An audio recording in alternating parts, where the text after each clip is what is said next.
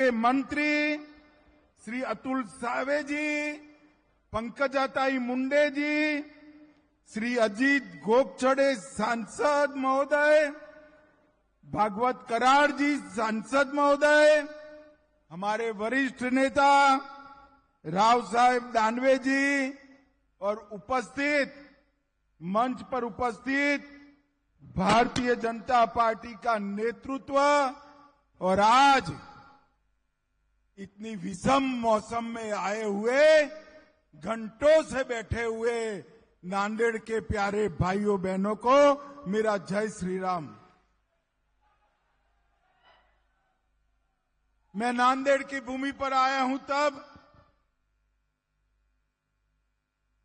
जिस भूमि पर गुरुद्वारा हजूर साहब उपस्थित है, वो भूमि पर सबसे पहले मां रेणुका देवी, राहे नरसिंह मंदिर, कोलंबी मठ और दत्त प्रभु को प्रणाम कर कर मेरी बात की शुरुआत करता हूं। ये भूमि जो है, इस भूमि को सिखों के दसम गुरु, दसम पिता गुरु गोविंद सिंह जी ने अपना देह त्याग करने के लिए पसंद की हुई ये पवित्र भूमि है। मैं यहां आया हूं तब दसम पिता गुरु गोविंद सिंह जी, छत्रपति शिवाजी महाराज, धर्मवीर संभाजी महाराज, डॉक्टर बाबा साहेब आंबेडकर, वीर सावरकर और तिलक महाराज को भी प्रणाम कर कर मेरी बात की शुरुआत करता हूं। मैं आज इसी भूमि के वरिष्ठ नेता स्वर्गीय शंकरराव चौहान को भी बहुत सम्मान के साथ याद करना चाहता हूं। आज अभी अभी वरिष्ठ ओबीसी नेता नाइक साहब के आदमकद पुतले का यहां पर अनावरण हुआ है। मैं नाइक साहब को भी प्रणाम कर कर मेरी बात की शुरुआत करता हूं। भाई और बहनों, बहुत समय से बैठे हैं आप, मुझे लंबी बात नहीं करनी, मगर कुछ दिन पहले 22 तारीख को पाकिस्तान पुरस्कृत आतंकवादियों ने पहलगांव में अपने निर्दोष यात्रिकों को धर्म पूछकर उनके परिवार के सामने एक एक चुनकर मारने का कायराना कृत्य किया। और उस वक्त हमारे प्रधानमंत्री नरेंद्र मोदी जी ने पटना में कहा था कि कहीं पर भी छिपे हो, ढूंढ ढूंढ कर मिट्टी में मिला दिए जाएंगे। और उस वक्त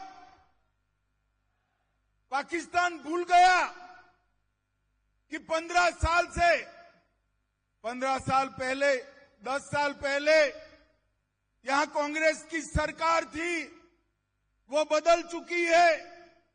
11 साल से भारतीय जनता पार्टी की नरेंद्र मोदी सरकार, उन्होंने उरी पर हमला किया, हमने सर्जिकल स्ट्राइक की।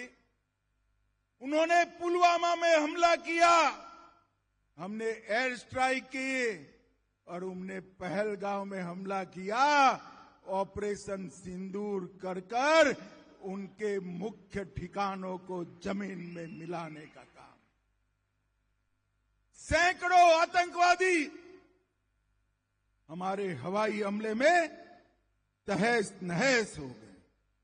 और भाई और बहनों, ऑपरेशन सिंदूर ने हमेशा के लिए पूरी दुनिया, न केवल पाकिस्तान, पूरी दुनिया में एक संदेश भेजा है कि भारत की सेना, भारत की जनता और भारत की सीमा इसके साथ छेड़खानी नहीं करते, वरना नतीजे भुगतने पड़ते हैं, नतीजे भुगतने। और मोदी जी ने स्पष्ट कर दिया कि हमारे निर्दोष नागरिकों पर अगर कोई हमला करता है तो गोली का जवाब गोले से दिया जाएगा, उसको माकूल जवाब दिया है।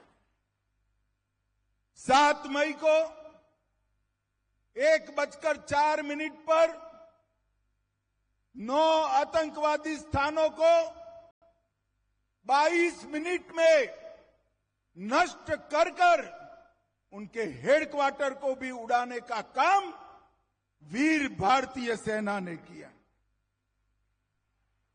8 तारीख को पाकिस्तान ने ड्रोन और मिसाइल से हमले किए, मगर हमारी एयर डिफेंस सिस्टम इतनी पुख्ता थी, एक भी मिसाइल से एक भी ड्रोन भारत की जमीन को छू नहीं पाया, हवा में ही समाप्त कर दिया।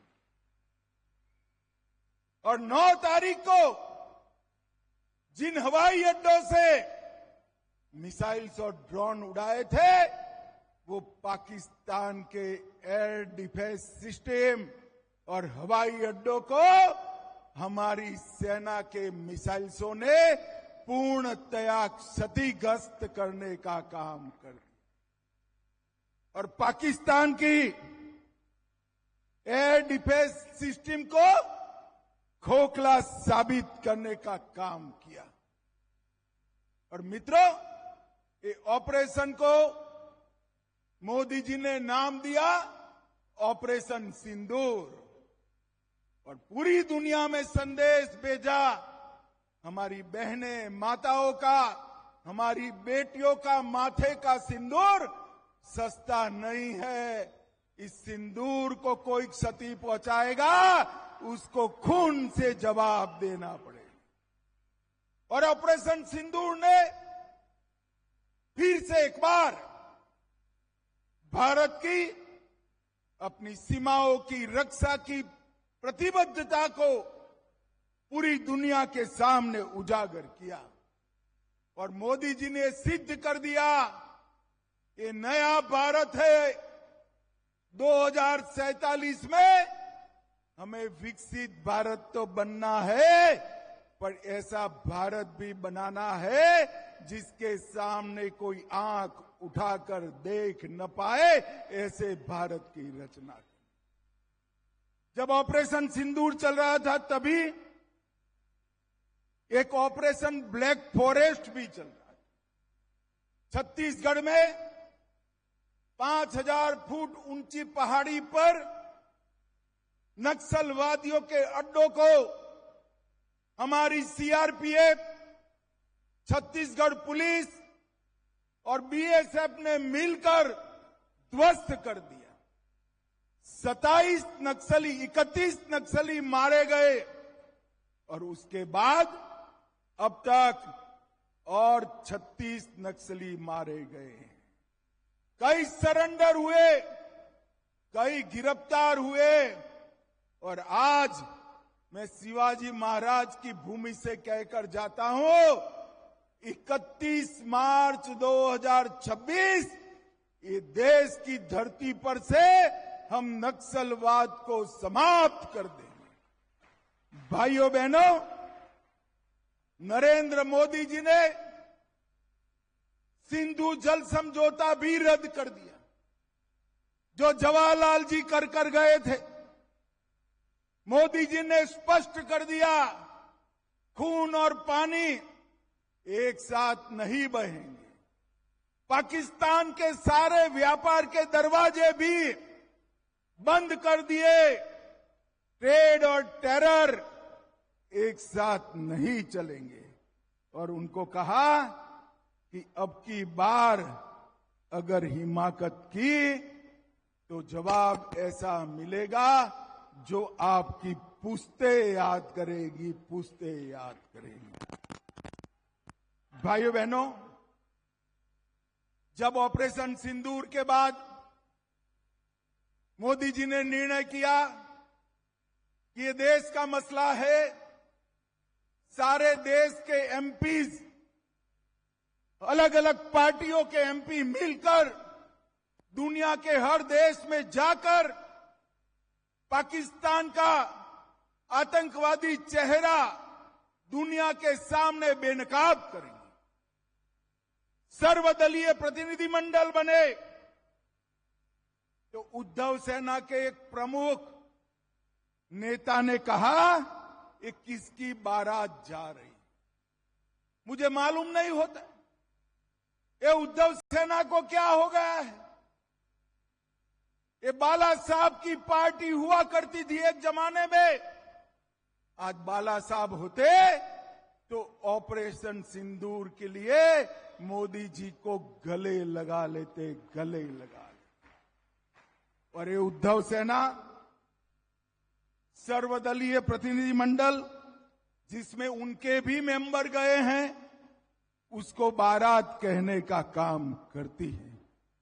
भाइयों बहनों, मराठावाड़ में देवेंद्र जी ने एक बहुत बड़ा कार्यक्रम शुरू किया था। यहां के हमेशा अकालग्रस्त इलाके को पानी से लबोलब करने का, और 2019 में 40,000 करोड़ की लागत से मराठावाड़ वाटर ग्रिड प्रोजेक्ट चालू किए। 11 प्रमुख बांधों को पाइपलाइन से जोड़कर हमारे मराठावाड़ के एक एक गांव में, एक एक खेत में पानी पहुंचाने का काम शुरू किया था।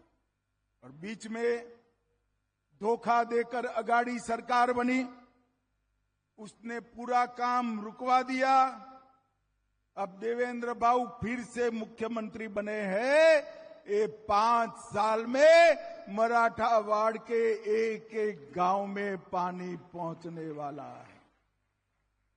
और सम्राट अशोक के समय से हमेशा अकाल को झेलने वाला एक किसानों का प्रदेश पानी से लबोलब हो जाएगा। कोंकण और कृष्णा बेसिन की सारी नदियों का पानी हमारे मराठावाड़ के गांव में, घरों में और खेत में पहुंचे, ऐसी व्यवस्था होगी। आज एक विशेष बात भी मैं करना चाहता हूं। मोदी जी ने अपनी महान मराठी भाषा को क्लासिकल लैंग्वेज ये उपनाम देकर पुरस्कृत करने का काम किया है। कितने सालों से मराठी भाषा को क्लासिकल लैंग्वेज का दर्जा देने की मांग थी।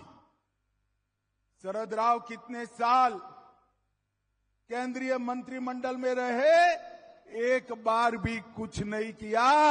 मोदी जी ने मराठी भाषा को शास्त्रीय भाषा, क्लासिकल लैंग्वेज का स्टेटस देने का काम किया। और आने वाले दिनों में देवेंद्र जी के नेतृत्व में महायुति की सरकार महाराष्ट्र को फिर से एक बार देश में नंबर 1 बनाने का रास्ता प्रशस्त करी।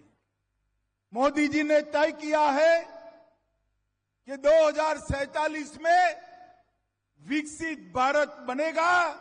मुझे पूरा विश्वास है कि विकसित भारत बनाने में शिवाजी महाराज की ये धरती, तिलक महाराज और सावरकर की ये धरती का सबसे बड़ा योगदान होगा। और देश में सबसे पहले विकसित महाराष्ट्र बनेगा और वो ही रास्ते पर विकसित भारत बनने का रास्ता प्रशस्त होगा। आज बारिश होने के बावजूद भी आप इतनी बड़ी संख्या में आए। भारतीय जनता पार्टी की सरकार मोदी जी, देवेंद्र जी का समर्थन किया और ऑपरेशन सिंदूर को अंजाम देने वाले हमारे सेना के जवानों को आपने समर्थित करने का काम किया है। आप सभी का मैं बहुत बहुत धन्यवाद करता हूं। मेरे साथ दोनों हाथ उठाइए, जरा एक बार उठाइए दोनों हाथ। विजय के संकल्प की मुट्ठी भींचे और प्रचंड आवाज से बोलिए, भारत माता की वंदे वंदे वंदे। सभी का बहुत बहुत धन्यवाद। माननीय चंद्रशेखरजी बावनकुळे यांच्या उपस्थितीमध्ये आता काही पक्षप्रवेश होतील। मी विनंती करेन, माजी राज्यमंत्री तथा 2 वेळा विधानसभा सदस्य राहिलेले माननीय श्री डी.पी. सावंत साहेब, थिंकर पॉलिटिशियन अशी ज्यांची ओळख राहिलेली आहे। यानंतर मी विनंती करेन, नांदेड ग्रामीण उत्तर काँग्रेसचे जिल्हाध्यक्ष आणि नांदेड कृषी उत्पन्न बाजार समितीचे माजी सभापती श्रीयुत B.R. कदम यांचा सुद्धा पक्षप्रवेश सोहळा या ठिकाणी होईल। यानंतर मी नांदेडचे प्रख्यात डॉक्टर आणि राजकीय व सामाजिक दृष्ट्या अत्यंत प्रभावी असलेले भगवती हॉस्पिटलचे डॉक्टर अंकुशजी देवसरकर यांचा सुद्धा पक्षप्रवेश होईल। नांदेड वाघाळा शहर महानगरपालिकेचे माजी नगरसेवक श्रीयुत विश्वास कदम यांचा पण पक्षप्रवेश होईल आणि कुंडलवाडीचे माजी नगराध्यक्ष, देगलूर विधानसभेअंतर्गत येणाऱ्या श्रीयुत शैलेश राकाबार यांचा देखील पक्षप्रवेश होईल। आणि मी आभारासाठी निमंत्रित करतो महानगराध्यक्ष अमरनाथजी राजूरकर। आजच्या ह्या शंकनाथ सभेला आपले देश